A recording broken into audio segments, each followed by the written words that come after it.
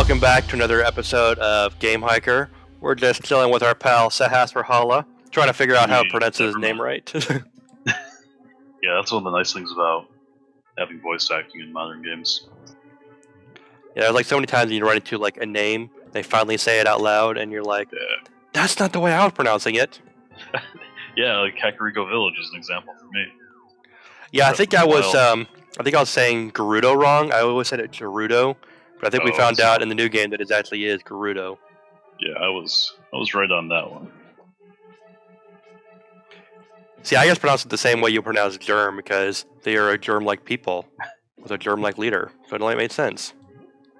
Get rid of slimy girls. There we go. Use that bow for some good murder time. And now we know that the Gerudo are ab-obsessed Amazons. Yeah, I know. They really stepped up their game. Apparently, when you're gone from a series for 7 games, you spend a lot of time working out. Right. Just sitting there doing sit-ups while the developers ignore them. Exactly. See them excluded from a game this time. You didn't think we're good enough for Hyrule Warriors? We'll show you. Oh, would have been nice. Yeah, to have an entire sub-army of just Gerudo women. Yeah. Oh, yeah. Playable Iron Knuckles. That would be the perfect captains for them, yeah. Even Naburu as a playable character with Iron Knuckle alternate armor. Yeah, and then a Twin Rova boss. Yeah. See, this is why they need to make another Hyrule Warriors, and not just another remake, but an actual sequel. Yeah, I'd be on board. I think you and I have a rather irrational love for Hyrule. Yeah, I mean... Yeah, it's fan base. I mean, for such a generic, beat-em-up game, they did a really good job with it. They really did. Whoa. It was in a lot of ways very true to the Zelda series, despite a complete genre shift and not even Nintendo developing it. Well, even Aonuma, he talked about how it sort of influenced the way he did some of the cutscenes in Breath of the Wild. I feel like if there hadn't been Hyrule Warriors, I don't even know if we would have had the voice acting in the cutscenes. Yeah, maybe not. Which sort of explains why you only had the voice acting in those short cutscenes and not the whole game. I think he just sort of at the last second, wow, Hyrule Warriors really made Zelda cinematic, and I want more of that. Yeah, definitely. I also love the conceit in that game of having Link had a fairy to talk for him so they could get around voice acting Link. Yeah, that was pretty fantastic. And then, each of the versions of Link have their own fairy or something to talk for him. Young Link has Tattle, and then Toon Link has his sister, who talks to the crystal. I didn't know that. I think I had stopped playing it by the time Young Link was out and never got the 3DS version. Right. Yeah, it's sort of fun because Arrow just pops up and starts talking to him yeah, you need to go help all your friends, brother. It's really cute. That's awesome. Every day I get a little more tempted to play the 3DS version. Yeah, I mean, it's fun. It's not great having to go back and read all the stuff you already did, or the fact that all the stuff you already unlocked, you have to unlock again, but I feel like it's definitely the more definitive version of it, even if it doesn't look as good. Yeah. And I have high hopes for the Fire Emblem Warriors.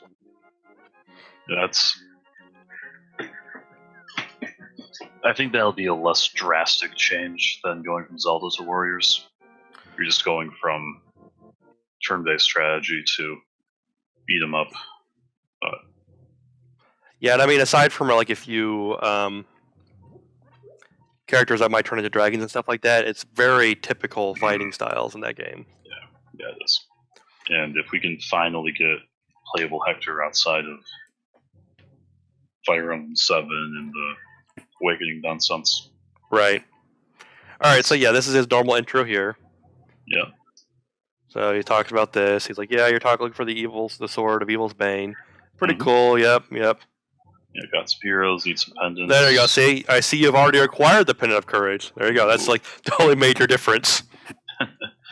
as opposed to like you should go find Abundant Courage. Now I'll tell you all about it. Yeah, it's not a big difference, but it's cool that the game expected you to do that. It didn't force you to go to the village first and then talk to him. Like, Right. it just trusted you to do what you needed to do. Yeah, normally you'd have to go to his house. His wife will tell you he's out of town on business. Then you track him down over here. Then you go back and steal all his bombs. But no, not Link to the Past. Link to the Past, you do what you want. Yeah. Yeah, that's why I find it sort of like the perfect, almost like the perfect Zelda game. Just because, it trusts the player so much it can figure things out. Yeah. Yeah, you don't have Fi telling you that there's a 75% chance the Sahasrahasaharaholla has information for you and you should go visit him. Right. And then even in comparison to, chance that he just gave you the boots. Right. And then, even in comparison to, Breath of the Wild, it's still, it's not completely as open as Breath of the Wild, but at the same time, you have a lot of world to explore, but you still have pretty clear objectives and, a pretty clear narrative going on. Right. Yeah. We almost made a video on this, but in a lot of ways, Breath of the Wild is a return to form for what we've gradually lost since the original Link to the Past. Yeah. Alright, he can't swim yet. You can get the shield, though. Although you can get the shield for free later. Oh, yeah, I could.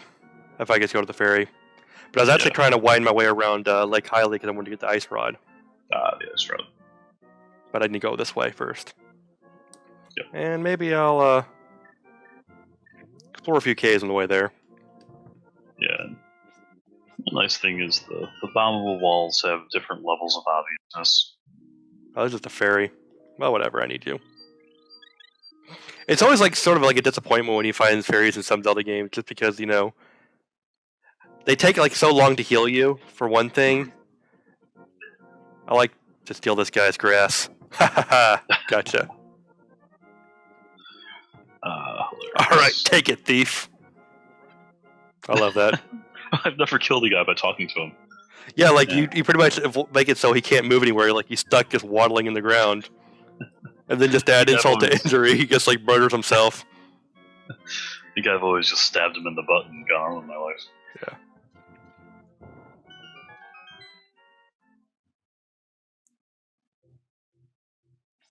Remind me, is it possible to go to Tower of Hera without going to the Desert Palace first?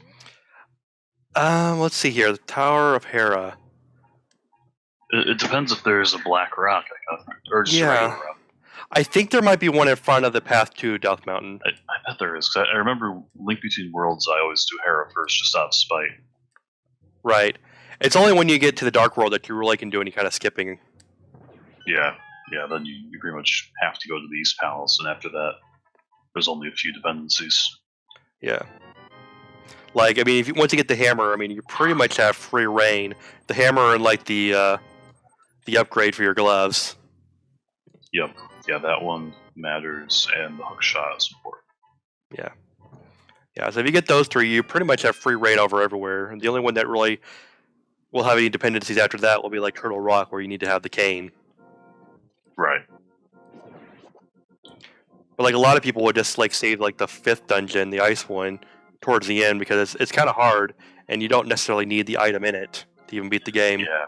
I usually would go and get the blue armor, and then go to Misery Mire. Yeah. I usually play it in order, but I think in this playthrough, I'm going to try to switch things up a little bit. Because you could actually, when we get to the 3rd dungeon, I might just grab the Moon Pearl and then not even finish it, and just skip over to the Dark World stuff. I like it. Yeah, do it as out of order as you can. Yeah. Well, at least without resorting to glitches and stuff like that, because there are quite a few glitches in this game you can take advantage of. True. I don't want to give up my fairy, but there is a bee in there, the good bee. Which is kind of cool, because once you catch him, you can keep reusing him. One cool thing is in Ancient Stone Tablets, which is sort of like a Master Quest version of this game, You start out the game with a gold bee, and you actually have to keep using the gold bee until you actually unlock some items. Really? Yeah, so it's actually a while before you actually get the sword. I had no idea. Yeah, I almost thought about doing that one, but I think I'd actually have to go through a playthrough of it myself first to be able to do it, because there's a few different weird things that go on with it the way the game was actually made, so I'd have to like familiarize myself with all that before I could actually do like a playthrough of it. I don't think I could play it blind without having to constantly pause to figure out how to do certain things. Yeah, that's no good. Alright, so we got our ice rod. So next on our list is we gotta go get the Book of Medora. Gotta get the book. And I already got a ton of rupees. Yeah. You don't have the flippers though, so you can't really cash them in. Although I could cash them in for the flippers. You could. That's probably worthwhile. I think I'll grab the Book of Medora, then I'll go grab the mushroom in the woods, give it to the witch, and go do the flippers. Yeah, that's sufficient. I agree with this plan. That's the nice thing about a game like this. When you played it so many times, you can just sort of like plot out in advance how you're gonna, do everything in the most efficient manner possible. Right. Yeah, like I always arrange my Dark World to get the red swords as fast as I can. Yeah, because with that, you don't have to like worry about how many hearts you have or how many dungeons you have. You just have to get the Black Rock. Right. That one Black Rock, and your attack power goes way up.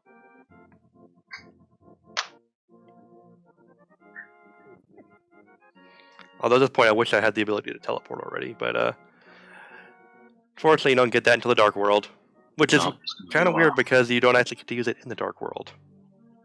That's true. Well, that's your reward. You found the Dark World, and now you can speed up the Light World. And once you've got all the warp points and Dark World entrances memorized, you can speed things up. Yeah. Alright, we got the Book of Medora. Use it to read the ancient language of the Hylia. Point out here that I always like to do some reading before going to bed. Yeah, especially when you get to read about, cool goddesses that didn't really get established until like 10 games into the series. Exactly. So, yeah, we're gonna go to bed. Good night. Good night.